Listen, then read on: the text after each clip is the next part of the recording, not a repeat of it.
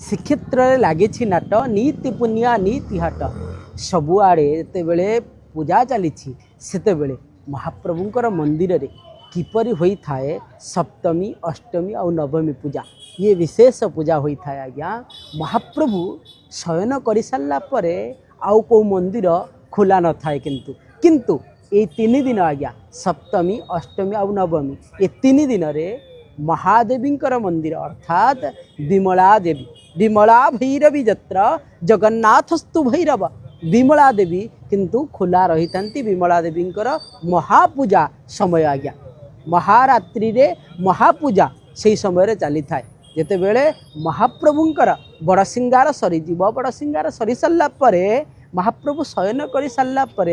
विमला देवींकर पाखरे गुप्त पूजा संधि पूजा ये भाव में महापूजा सेठारे अनुष्ठित करा जाई थाए। महापूजा जो पंचमकार रखा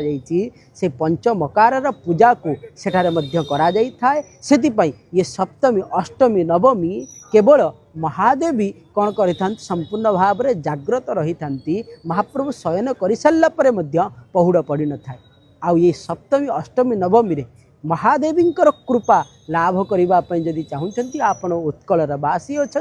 आ उत्कल जो दूर रे अच्छा आज्ञा विमला देवी को टिके स्मरण करंतु कहुई विमले तुम जगत माता विमले तुम जगत पिता विमले तुम जगदात्री विमलाई नमो नमः विमला होती सबकि थे स्मरण करंतु देखिए समस्त प्रकार न होतुबा कार्य आज्ञा से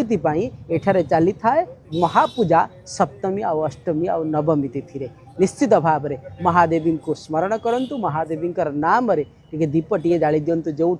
अच्छा आपण निश्चित भाव में दुर्गति क्षय हो सुगति प्राप्ति हो। जय जगन्नाथ।